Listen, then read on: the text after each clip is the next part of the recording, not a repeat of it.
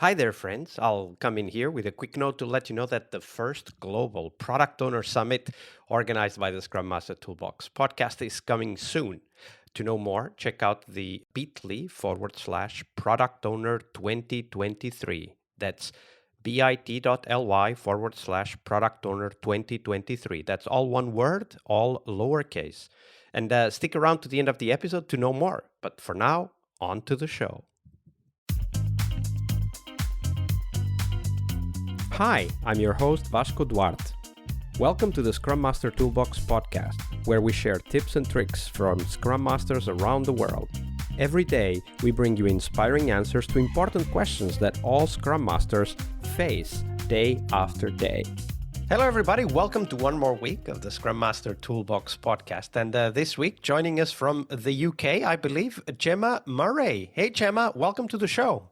Hi, Vasco. Happy to be here. Thanks for having me. Absolutely. So Gemma works as an Agile coach at a company that I use and I'm happy about. It's Moo, available at moo.com, moo.com. And Moo is a branding company whose vision is to provide great designs for everyone. And having worked in various change roles using both waterfall and Agile approaches through her career, Gemma believes in the diversity of teams to unlock innovation, creativity, and delivering value. So Gemma, that was a quick intro. Tell us a little bit more about yourself and how did you end up becoming a Scrum Master? Yeah, absolutely, Vasco. So my entry into Agile was via a Scrum Master role. But I got that role after I was part of a large retail bank I worked in the change function. So our job was to help the bank change. So we came up with the policies, the processes, the tools, and obviously the financial services industry, heavily regulated, understandably. So a lot of red tape there to work through. About 2014, 2015, the bank wanted to move to more digital banking solutions, and what came with that was an Agile transformation.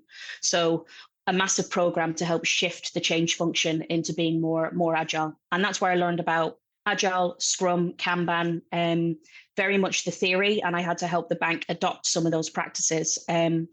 I wanted to put that into practice myself. It really spoke to, especially the Scrum Master role, spoke to the way I like to work. I loved working out in the open. I love being more open and transparent about my decision making and my work and how I did it, and the collaboration side as well. Working within a team, working to help a team really spoke to me.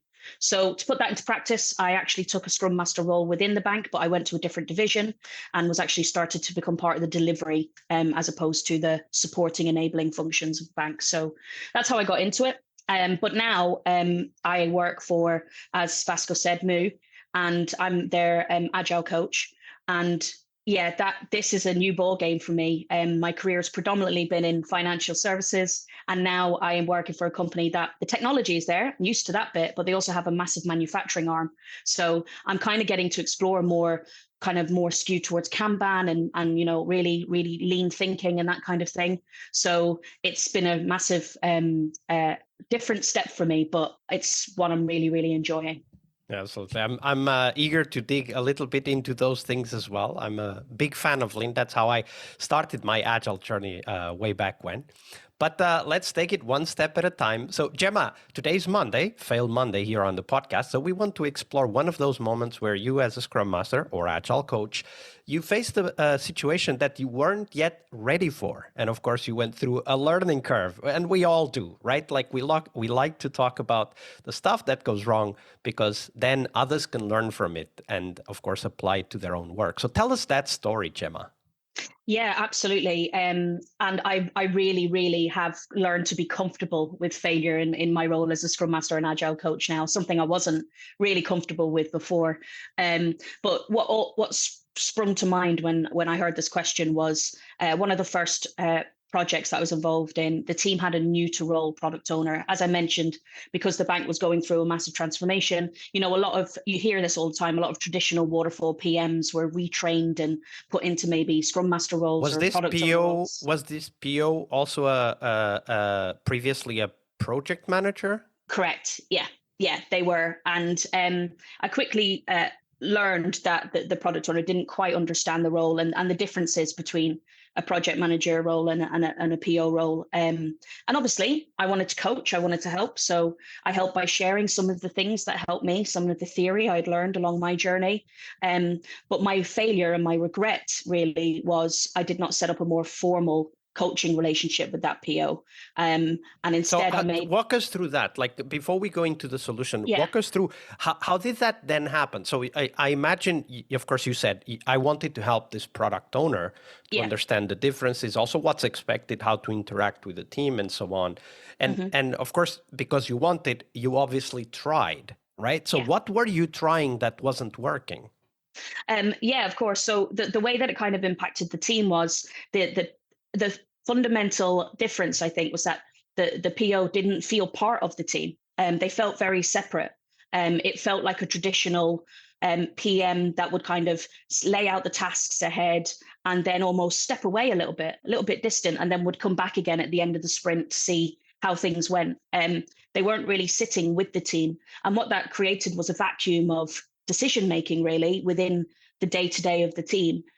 Which obviously impacted the team in many ways. You know, they lacked a little bit of clarity on priorities. They maybe lacked the refinement element of the backlog management process, and just day-to-day kind of quick decisions just weren't there, which meant that delays started to creep in, blockers started to creep in, things kind of halted with the PO sign-off and never really got signed off until the very end of the sprint. So we were seeing that cliff drop burn down that everybody's familiar with. So just there was a separation, an invisible but very felt separation between the PO and the rest of the team. You as the Scrum Master, I bet you were looking at this and puzzled, like, how do I get over this, right? Like, how do I help the team and the product owner? So what did you try? So as I said, set up some time with the PO and shared some of my observations. Good key step number one.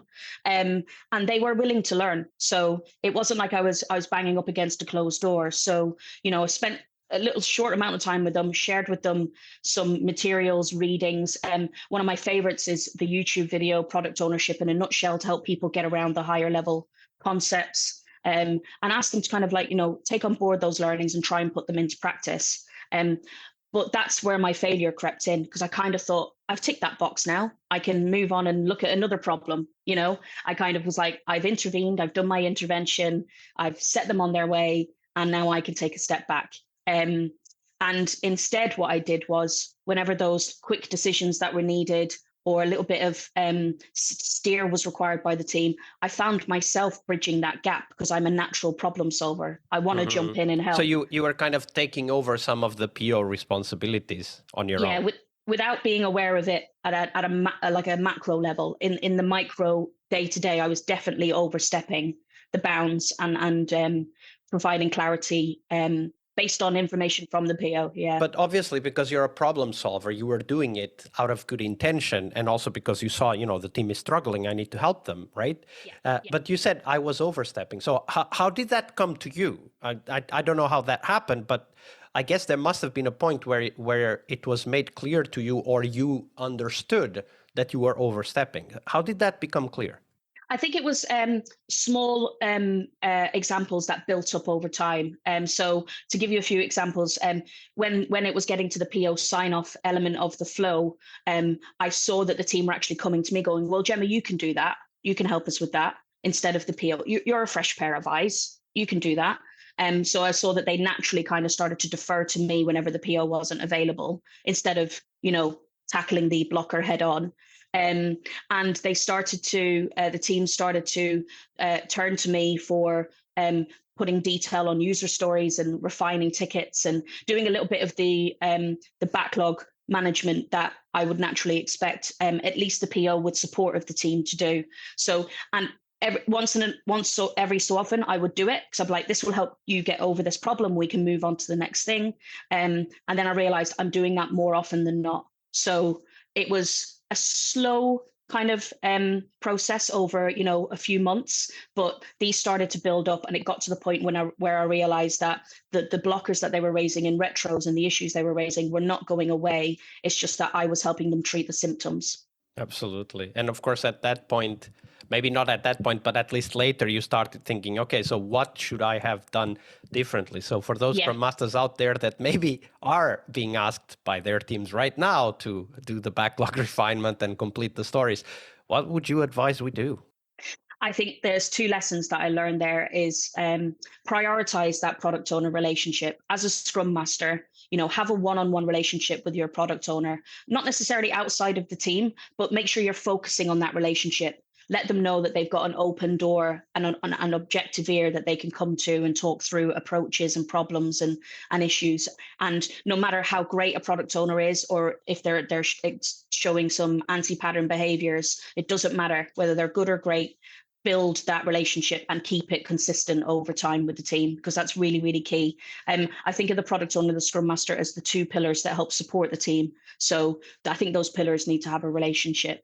And the second one, and this is one I take no matter who the person is or the team or the group of individuals, is be more explicit about what coaching or support you're going to provide, and kind of agree on expectations and line up with the person who you're coaching or people you're coaching, so that you both have an awareness of exactly what the expectations are. Because my intervention for another product owner may have been absolutely fine, and they would have taken that, ran with it, learned and applied it. But everybody's different. So just be clear on the coaching contracts that you set up with people. Yeah, absolutely. I do want to highlight that it's very important that we set up a coaching contract with the product owner. And it could be a simple thing like, okay, so here's what I'm observing. I would like to work with you to, get over these obstacles. Are you okay with it? Would it be okay to meet like once a week or twice a week and talk about what I observed, what the team says, and also what you observe and what you see as the product owner, and kind of try to get to a solution? It could be as simple as that, right? Yeah, absolutely. Yeah. Definitely a great lesson to keep in mind for all of us as Scrum Masters. I'll put the link on the show notes for a course that focuses exactly on this aspect of coaching your PO, because I agree with Gemma here. I think the relationship between product owner and Scrum Master is critical for the team. They are the dynamic duo that make the team succeed, and of course can also make the team fail. Yeah, absolutely. They're the Batman and Robin, definitely. Absolutely. Thank you for sharing that, Gemma. No problem, Vasco. Hi there, Agile friends. Thank you for sticking around. This year's first global summit dedicated to the product owner role in Scrum will have some amazing keynotes and 2 tracks filled with first-hand stories and experiences for product owners to learn more about that critical Scrum role. We'll have Roman Pichler, author and product expert, who will be answering your questions and sharing the most important aspects of the product owner role.